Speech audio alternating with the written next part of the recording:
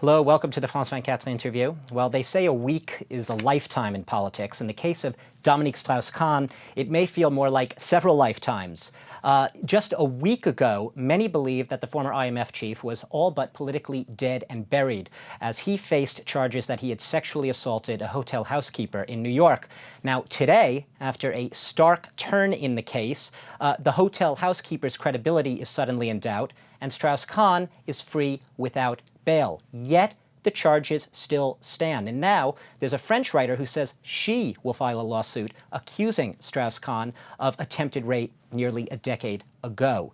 Now, despite all this, there are many French who still say they would like to see Strauss-Kahn enter the race for the French presidency next year and run.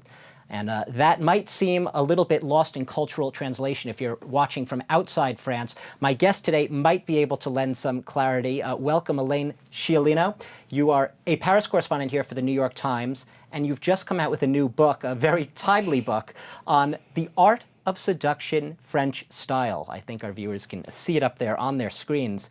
I'd like to cut to the chase here. It seems a little bit extraordinary that a man who is still technically facing charges for attempted rape would still be someone that nearly half of all French want to see as their next president, or at least run. Well, yes, exactly, and that's the difference, perhaps. I mean, if the French were asked in this poll whether or not Dominique Strauss-Kahn should have the right to run for president, and as good citizens, they said, why not? Or at least a few percent more said, yes, he should have the right to run, than those who said, no, we really would prefer that he doesn't run. I think it was 45% said they wouldn't want to see him back in. But this is a dramatic soap opera a la Française, and it's changing every day. And with every day, you've got new revelations, and who knows where we're going to be a week from now. As you say, a week is a lifetime in politics. I mean, for the moment, yes, it's not at all surprising. If Dominique Strauss-Kahn is guilty of nothing, should he have the right to run, and should the people of France have the right to judge as adults whether they want him as the next president or not? But let me ask you this. Let's pretend that all the charges are dropped tomorrow. He is totally free and clear. He can do what he wants. Isn't this a man who has a past record, at least of questionable behavior towards women? Isn't this something that should give many French at least pause to question themselves? Absolutely. But even before we get there, what does it mean to have all the charges dropped? Even if the criminal charges are dropped, the hotel maid has the right to file a civil claim against him. And the burden of proof in the United States is much different in a civil case. It's much lower.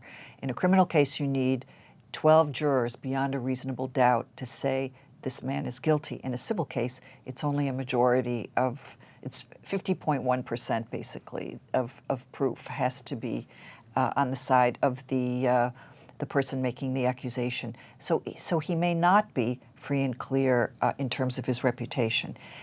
I would also argue that in terms of what's happening here in France, this case opened a conversation. I call it a turning point. I call it France's Anita Hill moment, which was the moment 20 years ago when Anita Hill charged Clarence Thomas with sexual harassment, and when he was up for the Supreme Court, yeah. And it transformed the political debate in America between men and women. Do you fear, do you have any concerns that that Anita Hill moment, as you call it, might be compromised now, that there might be sort of maybe a male backlash saying to these women, I told you so. You see, I told you so. Absolutely, but it's part of the debate.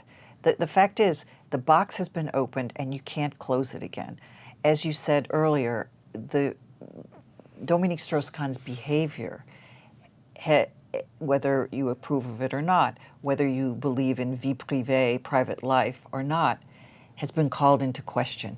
It's up to the citizens of France to decide, do they want this person as president or even involved in politics?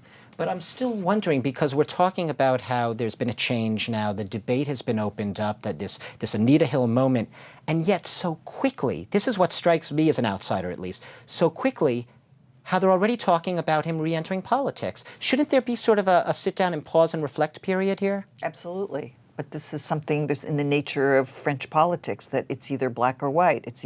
She's either a saint or a sinner. He's either a noble hero or he's a rapist.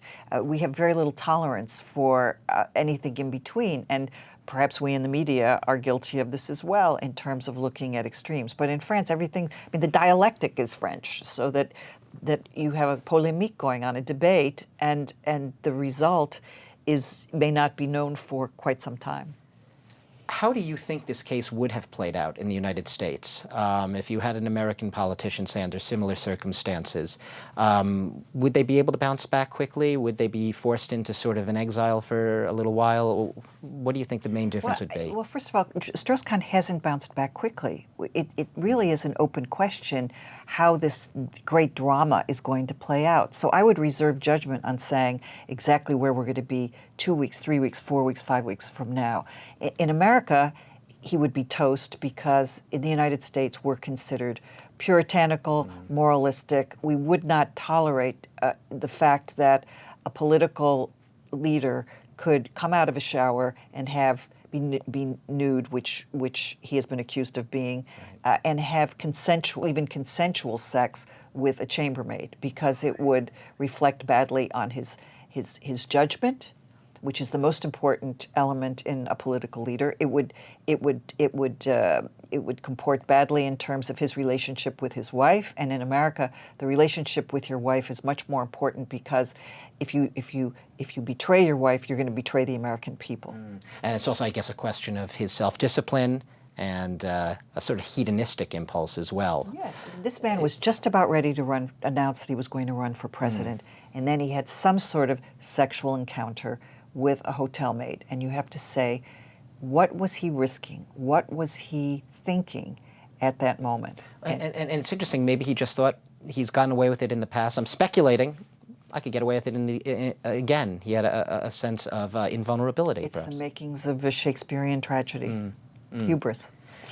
I want to ask you about the French journalist and writer Tristan Banon, who we found out she plans to file charges essentially accusing Dominique Strauss-Kahn of a very similar episode, Yes. attempted rape. Now, this dates back nearly a decade. We're not even sure they will be able to stand in court. Yes. What do you make of that?